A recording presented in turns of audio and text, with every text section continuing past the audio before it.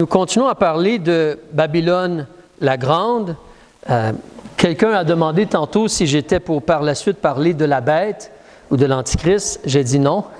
Pour l'instant, je ne pense pas.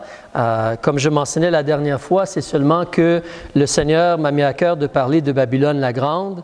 Donc, on fait cela. Je crois que peut-être une dernière étude la semaine prochaine, puis on va avoir couvert le sujet. Mais on veut regarder Babylone la Grande, donc en réalité, on veut comprendre, reconnaître des réalités importantes. Alors, si tu reviens avec moi dans le livre de l'Apocalypse, s'il te plaît, au chapitre 17. Là, on va juste récapituler un peu pour ensuite aller de l'avant.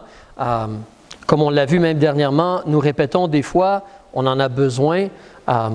Donc, on considère, quand on regarde Babylone la Grande, on veut se rappeler certains des éléments qu'on a vus la dernière fois.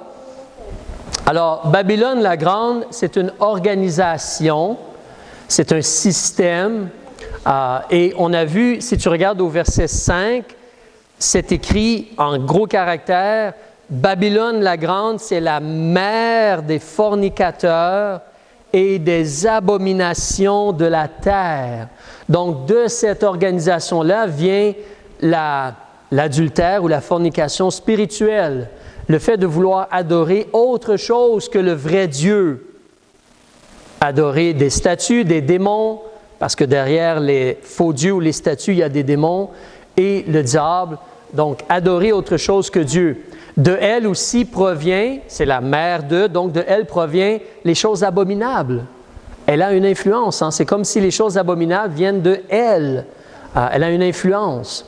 Alors, on pouvait voir aussi au verset 2 que les rois de la terre ont commis fornication spirituelle et elle a enivré du vin de sa prostitution ceux qui habitent la terre. Donc, elle influence les chefs, les princes, les rois, les gouvernements, les présidents, les premiers ministres à aller vers l'idolâtrie, adorer autre chose que Dieu. Et aussi, elle influence la population en général. Monsieur tout le monde, comme on dit des fois. Les habitants de la terre sont influencés par elle. Elle a des tentacules ou elle a pris parti un peu partout sur la terre, comme on regarde. Donc, une autre chose qu'on a vue aussi, c'est que ce système-là, il est assis sur une bête, ou elle est assise sur une bête. Au verset 3, la grande prostituée, une femme assise sur une bête de couleur écarlate. Et on a vu ensemble, si tu veux regarder de nouveau le verset 11, Dieu nous explique, donc Dieu utilise des symboles, mais Dieu nous explique pour qu'on puisse comprendre et être aidé dans notre vie, être averti.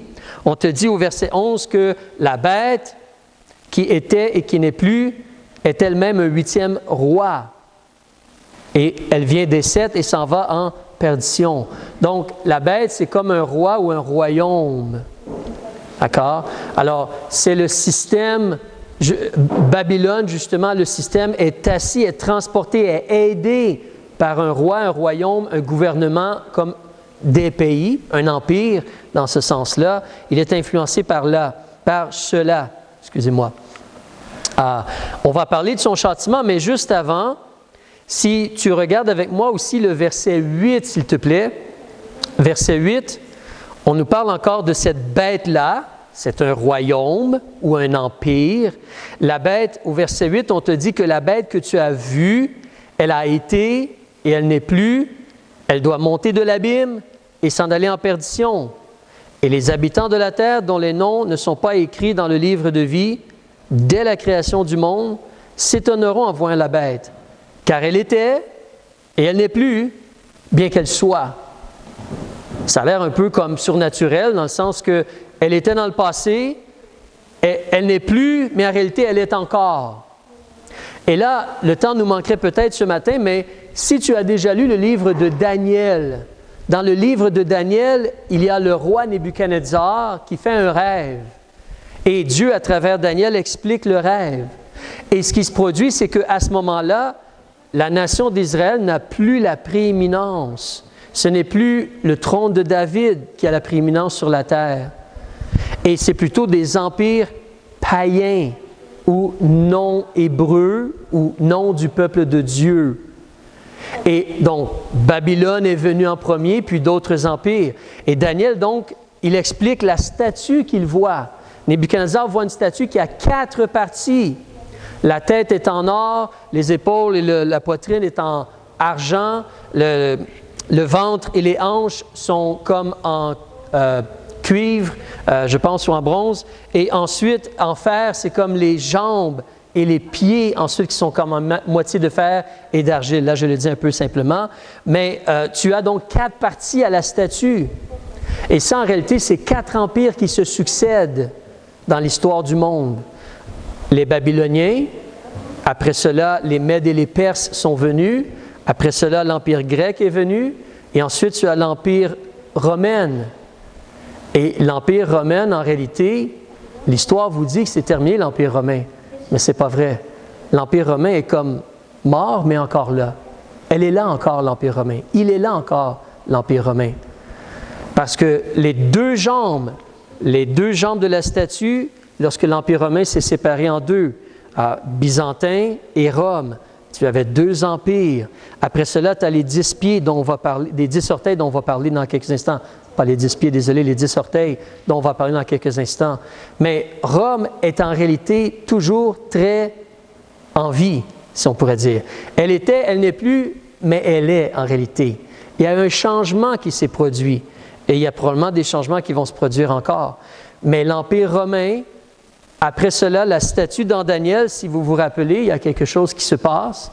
Il y a une pierre qui vient, sans l'aide d'aucune personne. Et la pierre, elle détruit la statue et le royaume éternel est établi. La pierre, c'est comme Christ. Et le royaume éternel, c'est comme le royaume de Dieu, le royaume de Christ et de Dieu. Donc, le royaume de Christ, où Christ détruit Rome, c'est ce qu'il détruit. Il détruit la grande Babylone, c'est ce qu'il détruit. Il détruit l'Antichrist, qui est attaché à Rome. C'est ça qu'il détruit. Mais donc, il y a la continuité des choses. Alors nous, si on reste sur Babylone la Grande pour l'instant, son châtiment. Si tu veux regarder avec moi au chapitre 16, juste à côté, tu peux voir au verset 19, on nous mentionne que la grande cité, elle est divisée en 3 parties, les villes des nations sont renversées, et Dieu se souvint de la grande Babylone, cette organisation-là, cette ville-là, pour lui donner la coupe du vin de la fureur de sa colère. Donc, le jugement, le châtiment sur Babylone. Quel est son châtiment? En réalité, si tu regardes au chapitre 17, donc, si tu te rappelles un peu, la prostituée, elle est sur la bête. D'après le verset 3, la bête, elle a en réalité 7 têtes et 10 cornes. C'est représentatif. Et c'est expliqué. Tu peux regarder au verset 9, comme l'autre fois on l'a fait. C'est ici l'intelligence qui possède de la sagesse. Les 7 têtes sont 7 montagnes sur lesquelles la femme elle est assise. Ce sont aussi des rois, des royaumes, au verset 10. Et qu'est-ce que les cornes? C'est expliqué au verset 12. Les 10 cornes que tu as vues, c'est aussi représentatif de 10 rois. Eux, c'est le futur. Eux n'ont pas encore reçu l'Empire. C'est vraiment à venir. Ils vont avoir la puissance comme roi avec la bête ou l'Antichrist pour une heure, pour une courte période de temps. Alors, en réalité, on voit que le royaume a comme des rois, mais aussi, il y a ensuite une continuité où Dieu nous parle du futur, où l'Antichrist, la bête, qui sort de ce royaume-là, il a aussi 10 rois ou 10 cornes qui sont avec lui.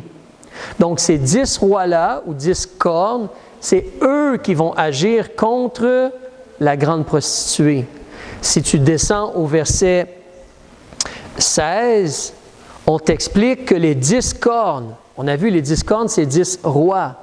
Mais les 10 cornes que tu as vues à la bête, ils vont haïr la prostituée. C'est la grande Babylone. Ils vont haïr la grande prostituée. Ils vont la désoler, la dépouiller, ils vont manger ses chairs et la consumer dans le feu. Ça, c'est la fin de Rome, Vatican, la Grande Babylone. 10 rois, 10 royaumes vont agir contre elle et ça va être une destruction. Ça va être un jugement, une destruction. Son jugement, son châtiment, c'est une désolation, un dépouillement, c'est être consumé par le feu. Ce qui est vraiment intéressant, c'est là qu'on garde en tête qu'il se passe des choses dans le monde.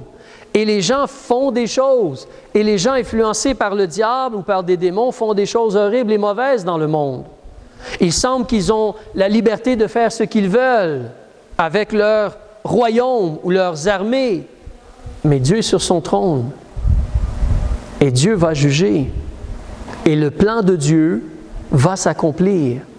On voit au verset 17, on nous dit clairement, donc, les 10 rois, ils vont agir contre Babylone la Grande. Et au verset 17, on nous dit, pourquoi ils font cela? Dieu leur a mis au cœur d'exécuter son plan à lui. Dieu va utiliser ces rois et ces royaumes-là pour punir, châtier la Grande Babylone. Dieu leur a mis au cœur d'exécuter son dessein et d'avoir un même dessein, le mot dessein veut dire plan, et de donner le royaume à la bête. Donc là, c'est plus comme la Grande Babylone qui contrôle, c'est l'Antichrist. De donner le royaume à la bête jusqu'à ce que les paroles de Dieu soient accomplies. Parce que ce que Dieu a dit doit s'accomplir. C'est pourquoi nous croyons ce livre-là, nous lisons ce livre-là, nous l'appliquons dans notre vie. C'est une lampe à nos pieds parce que les paroles de Dieu s'accomplissent toujours. Les promesses, les prophéties, les jugements, les avertissements, les paroles de Dieu s'accomplissent toujours. Toujours elles vont s'accomplir. Donc c'est vraiment comme le plan de Dieu ici. Le jugement sur Rome, le Vatican, la grande prostituée. C'est cela. On t'explique au verset 18, on l'a vu l'autre fois, hein? C'est très clair. La femme, la grande prostituée, c'est la grande cité qui règne sur les rois de la terre. Dans le temps que le livre de l'Apocalypse est écrit, c'est Rome. C'est la ville de Rome, comme considérons même le Vatican. Réalisez-vous que le Vatican, en réalité, c'est un pays. Le Vatican, c'est un pays. Ils ont leurs propres lois et règles. J'entendais dernièrement qu'en Italie, s'il y a un crime, la police italienne ne peut pas aller arrêter quelqu'un au Vatican. C'est un autre pays. C'est un autre pays avec d'autres lois. C'est une nation, techniquement, le Vatican. Alors, mais la femme que tu as vue, c'est la grande cité qui règne sur les rois de la terre. Continuons au chapitre 18. On va avancer un peu pour l'instant. Verset 1. Après cela, donc, il y a toute cette information-là, et ce que Jean voit, il voit la grande prostituée, on lui explique des choses. Après cela, il voit autre chose. Il voit descendre du ciel un autre ange qui avait un grand pouvoir. La terre fut éclairée de sa gloire. Et cet ange-là a crié avec force et à grande voix. Il a dit, elle est tombée, Babylone la grande. C'est le jugement, c'est le châtiment, c'est la destruction. Elle est tombée, Babylone la grande. On te dit, elle est devenue la demeure des démons. La demeure des démons. Le repère de tout esprit immonde. Tu sais, Jésus chassait les esprits immondes. Des démons et des esprits immondes, c'est comme des similarités là. C'est le repère de tout oiseau immonde et horrible. Donc Babylone, c'est vraiment pas beau. Peut-être ça peut paraître beau aux yeux de certains êtres humains, la richesse, l'opulence, l'art, et ainsi de suite, mais en réalité, c'est plein de démons et d'esprits immondes et d'oiseaux immondes et horribles. On continue au verset 3 en te disant que toutes les nations ont bu du vin de la fureur de sa fornication. Elle a été partout, Rome, le Vatican, et ils ont essayé de convertir, entre parenthèses, avec l'épée, les nations. Ils les ont menés vers l'adultère, la fornication spirituelle. Toutes les nations ont bu du vin de la fureur de sa fornication. Et les rois de la terre se sont prostitués avec elle. Et là, tu vois l'autre partie, comme j'expliquais l'autre fois. En réalité, la Grande Babylone, c'est un système, une organisation qui n'est pas seulement religieux. Il y a aussi un aspect comme gouvernement ou influence sur le gouvernement, mais il y a aussi un aspect économique. Un aspect économique. On te dit ici que pas seulement les gens comme les nations ou les rois de la terre, les gouvernements, mais même les marchands de la terre se sont enrichis de l'abondance de son luxe. Ils se sont enrichis de l'abondance de son luxe. C'est une organisation qui a beaucoup de pouvoir, beaucoup d'argent et qui fait dépenser de l'argent. Est-ce que vous savez, si vous faites une vérification sur l'Internet, le Vatican, il a sa propre banque. Il a une banque qui lui appartient. Une banque. C'est particulier, je vais en reparler plus tantôt. Mais là, ils ont leur propre banque. Et beaucoup de propriétés à travers le monde apparemment. Pas nécessairement des bâtiments d'église, mais des propriétés de l'immobilier, comme on dit. Beaucoup d'argent. Alors, on nous parle de cela. Et ensuite, on peut voir vraiment, ici tu vois vraiment aussi, quand tu considères là, ça c'est Babylone la Grande. C'est la demeure des démons et des esprits immondes. Il est évident que c'est un peu différent pour toi et moi parce qu'il y a lumière, il y a ténèbres. Donc, quelqu'un qui ne connaît pas Jésus, les démons ou les esprits immondes, ils vont percevoir cela un peu différemment. Mais nous qui sommes enfants de Dieu, qui sommes dans la lumière, est-ce qu'on veut être proche des démons ou des esprits immondes? Est-ce qu'on veut être en communion avec eux? Si tu connais le passage dans 1 Corinthiens chapitre 10, Paul dit de ne pas justement être en communion avec la table des démons si on est en communion avec la table de Dieu. Donc on ne veut pas faire ces choses-là. Mais ici, tu vois, pourquoi vouloir être proche de Babylone? Évidemment, les marchands, pour eux, c'est l'argent, c'est le luxe, c'est l'abondance. Mais nous qui sommes enfants de Dieu, je parle de cela parce que la réalité, c'est qu'il y a des gens qui sont trompés et mélangés, des gens qui semblent être sauvés, qui sont trompés et mélangés et qui vont s'approcher de la Grande Babylone, le repère de démons. Pourquoi est-ce qu'on voudrait s'approcher? Certains sont trompés parce qu'il y a les richesses et l'abondance, d'autres sont trompés parce qu'il y a le mensonge spirituel, qui ressemble un petit peu au vrai. Ça ressemble un peu au vrai, mais c'est un mensonge en réalité. Alors, nous savons comment est-ce que le diable fonctionne. Il se présente comme un ange de lumière. Donc ça semble être bien ou correct, mais en réalité, c'est la noirceur. Et c'est un endroit où c'est la demeure des démons et des esprits immondes et tout cela. Alors, donc c'est pour ça que même quand tu regardes au verset 4, qu'est-ce qu'il nous dit? « Puis j'entendis une autre voix du ciel qui disait, « Sortez du milieu d'elle. » Qui? Mon peuple.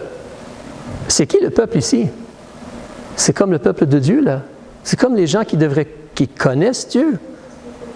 Sortez du milieu d'elle, mon peuple, de peur que participant à ses péchés, vous n'ayez aussi part à ses plaies. Il y a comme un avertissement ici, un danger. Des gens qui sont du peuple de Dieu, qui vont aller s'associer ou s'unir avec la Grande Babylone. Il y a un danger. En réalité, quand tu regardes le Nouveau Testament, même l'Ancien Testament aussi, quand tu regardes la parole de Dieu et la prophétie surtout, tu vois que Dieu nous avertit qu'il va y avoir le développement de quelque chose. Si tu te rappelles, la semaine passée, on a parlé du mystère d'iniquité. Mais il y a le développement d'une religion mondiale. Une religion mondiale. Je vais vous donner plus d'exemples plus tard, mais si tu regardes présentement, il y a beaucoup de groupes qui retournent vers Rome, qui veulent s'associer avec Rome. Beaucoup de groupes qui sont, entre parenthèses, chrétiens, qui veulent s'approcher de Rome, sans compter les autres fausses religions, là, mais qui veulent s'approcher de Rome. Mais on te parle d'une Église mondiale à la fin des temps, une religion mondiale. Évidemment, ça culmine vers la marque de la bête. Ça, on le sait. Donc, tu vois qu'il y a aussi une économie mondiale. Si tu veux acheter ou vendre, ça prend la marque de la bête. Donc, il va y avoir une religion mondiale, une économie mondiale, et il va y avoir aussi un gouvernement mondial. Le gouvernement de la bête. Un gouvernement mondial. Donc, tu vois cela. Mais tout cela est lié avec Babylone la Grande. C'est lié avec cela. Recule comme exemple, s'il te plaît, dans 2 Corinthiens, chapitre 11. 2 Corinthiens, chapitre 11, s'il te plaît.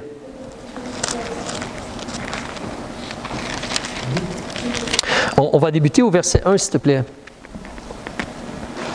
2 Corinthiens, chapitre 11. On va terminer dans quelques instants. Mais on te dit justement ici que Paul, il parle à l'église de Corinthe, donc il parle à une église. Il dit, verset 2, « Je suis jaloux de vous d'une jalousie de Dieu. » Je veux le meilleur pour vous, là. Je suis jaloux de vous d'une jalousie de Dieu. Pourquoi? Parce que je vous ai unis à un seul époux pour vous présenter à Christ comme une vierge chaste. Alors, considère, c'est important de voir et considérer, une église du Seigneur Jésus-Christ, c'est en réalité une vierge chaste. Et qu'est-ce que l'autre organisation est appelée? La grande prostituée. Il y a un monde de différence entre les deux. Un monde de différence. Une vierge chaste. Je continue au verset 3. Il dit, « Mais je crains que comme le serpent séduisit Ève par sa ruse, vos pensées ne se corrompent, deviennent comme croches, aussi en se détournant de la simplicité qui est en Christ. Car s'il venait quelqu'un qui vous prêchait un autre Jésus que celui que nous vous avons prêché, ou un autre esprit que celui que vous avez reçu, ou un autre évangile que celui que vous avez embrassé, vous le supporteriez fort bien. » Imagine, il parle à des gens qui sont sauvés, là, qui sont baptisés, qui sont membres de l'Église à Corinthe. Mais il y a le danger pour eux de comme recevoir un autre Jésus, de comme accepter un autre esprit, majuscule, l'Esprit de Dieu, de comme être d'accord et embrasser un autre évangile, un autre message. La bonne nouvelle, l'Évangile, un autre message. Il y a le danger de cela. Autant Rome que beaucoup d'autres religions dans le monde, ce n'est pas le même Jésus. Ils vont dire Jésus ou Jésus-Christ, le Fils de Dieu, mais ce n'est pas le même Jésus qui est dans la Bible. C'est différent. Si vous portez attention comment ils présentent Jésus, ce n'est pas le même Jésus qui est dans la Bible. Ce n'est pas le même esprit, ce n'est pas le même évangile du tout. En réalité, Rome ou la Grande Babylone n'a jamais vraiment prêché l'Évangile. Si vous regardez dès le début, le message, il était différent. Le baptême va effacer tes péchés.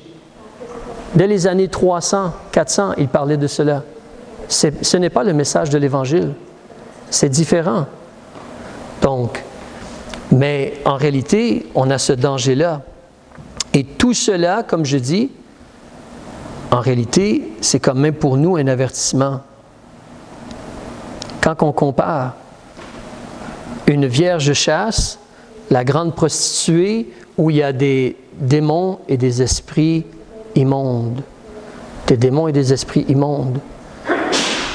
Le désir de vouloir avoir un autre évangile, un autre Jésus, un autre esprit, on pourrait même dire d'autres Bibles aussi, d'autres Bibles.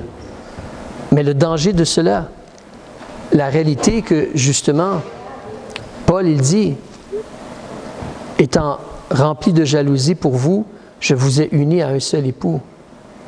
Dieu dit, on va arrêter là, faire une pause, Dieu dit, sortez du milieu d'elle, mon peuple. Sortez du milieu d'elle. Le danger, il est certain. On va terminer ici pour l'instant. Père, on veut te